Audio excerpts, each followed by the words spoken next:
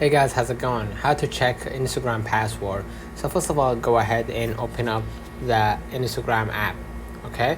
And then tap on, once you log in, just tap on forgot password, and then basically you're gonna be able to basically get back or retrieve your account. So another way of doing it, you can just go back to your screen and then go ahead to the settings.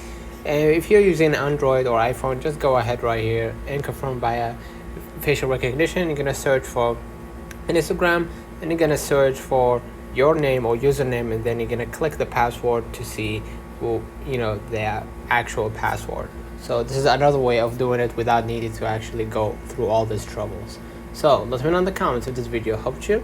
Don't forget to like and subscribe, and thank you for watching.